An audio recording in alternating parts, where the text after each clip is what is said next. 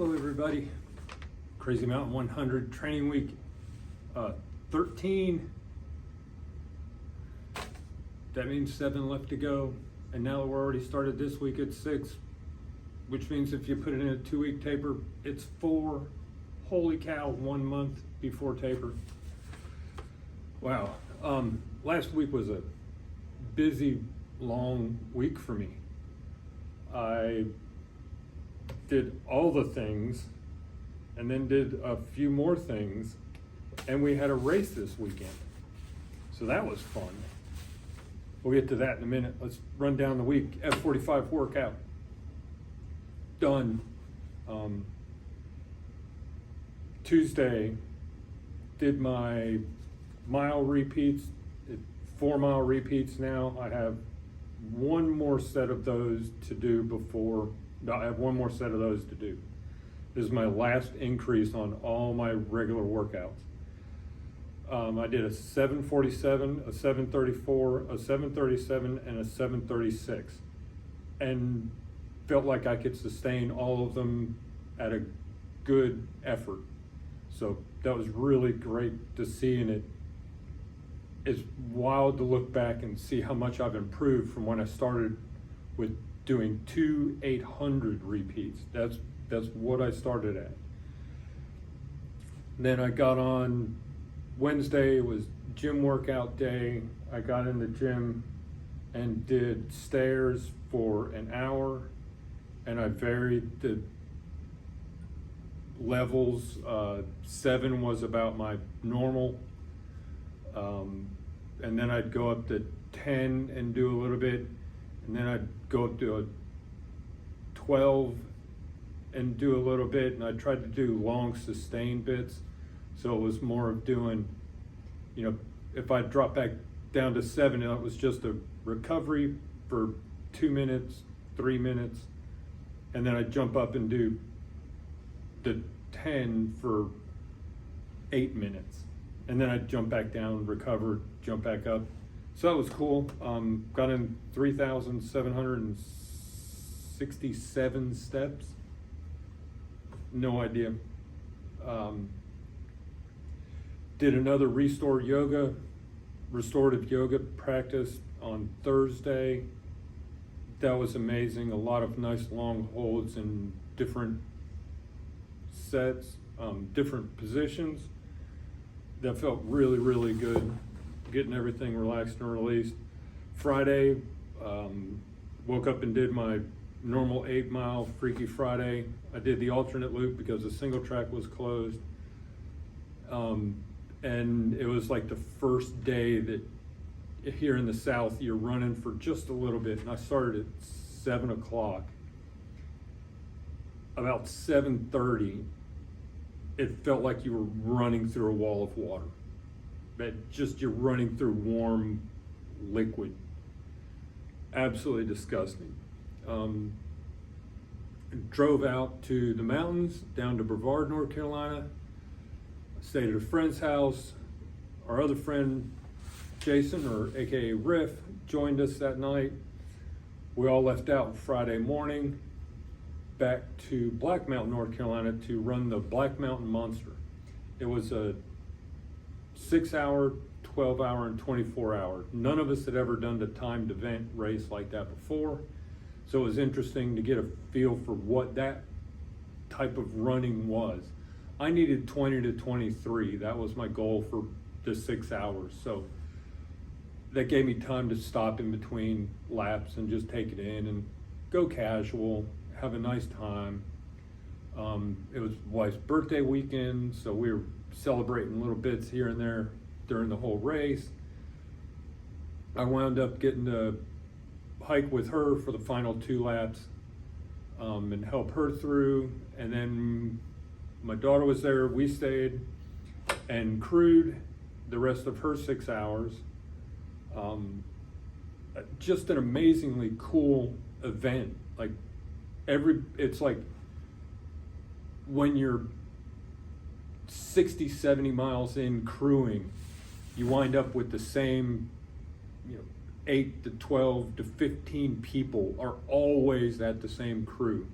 and you start getting to know each other, and you start, hey, what's up, talking about the race and how everybody's doing and all this stuff. That's what it was like the whole time. Everybody was at the same spot. There was lots of crew just hanging out, people who were helping their friends running this thing. So very fun race. I did 23 and a half miles.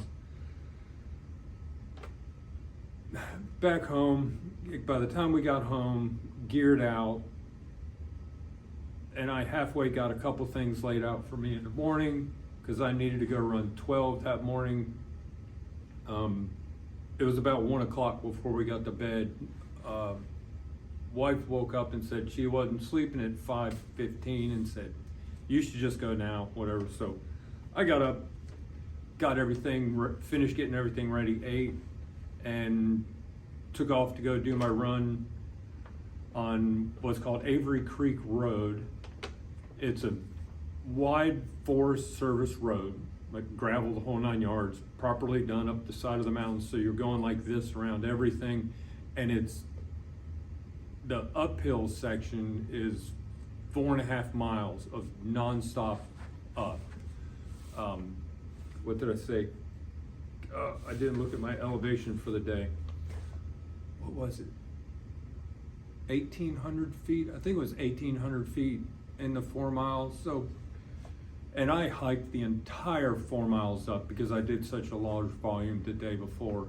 So it was trying to maintain a high pace rate. Overall on my watch, I was 16. I think I did like 16s, a 15, high 15, another low 16, a low 15 for the climb up before I turned around a half a mile before, because I saw another rain band coming in and you heard a little rumbly back on the next mountainside. So it's like, okay, let's get off the high ground and let's get a half mile further down, or a mile just further down the hillside before anything comes back across. Luckily it waited until I was all the way down at the bottom, and it didn't thunder and lightning any. It just started raining, and raining quite heavily. So I got to do 2 sessions of running with my raincoat over top of everything and feeling how that kind of worked, and making sure that just because it was zipped up a little bit here, that I wasn't eating and drinking and doing all the normal things that I'd have to do when I don't have that in. I feel like that would be a problem. If you zip it up, you'd forget I need to get in there and drink a lot, and eat and grab all your things. You'd kind of feel everything was closed up and you didn't want to do it maybe. So it's a mental note for myself. I ran so it's a 3 mile, I'll go back to the Black Monster. It's a 3 mile loop course. So people were carrying next to nothing, handhelds with a gel or something in it. Somebody'd have like a really lightweight pack with 1 bottle and a gel or whatever in it. There I am, full pack, like I was going out for the start of Crazy Mountain 100. Poles. I had my rain jacket in there. I had something that equaled the weight of like a shirt and something else. I didn't feel like bringing another big shirt, but I packed like an extra headlamp that was like the weight of something else. So I had my extra headlamp, had my extra batteries.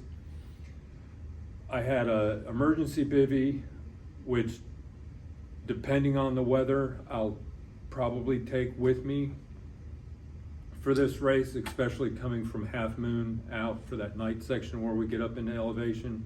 I think during the daytime I'd probably be all right, but weather dependent. So 2 liters full. I mean, my pack was loaded, ready to go. I had all of the food I needed for 13 miles, which was quite a packed pack. So there I am. And later on in the race, there was a guy who, this is his 3rd time passing me. He was into 24 hours. He got behind me on a hill and we started chatting. And I said, yeah, he asked me something about, I told him I'm doing this race out and then I said, and this is my training run. He goes, oh, okay. I said, yeah, I have absolutely everything explained to him. He's like, okay, that makes a lot of sense. He goes, at the start I was wondering, what's this guy doing with like his quiver with poles and like his pack's exploding? You're coming back in 3 miles. So that was kind of funny.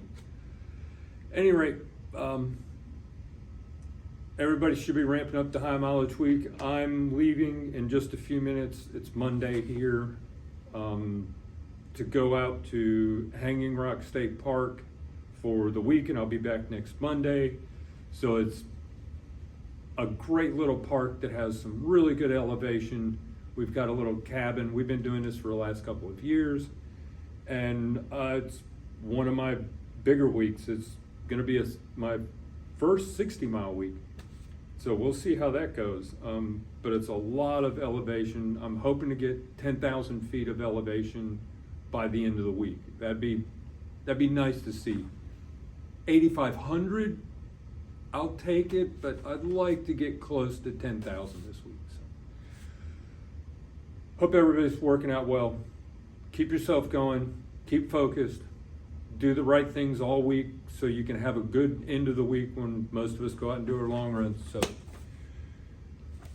enjoy, everybody. Peace.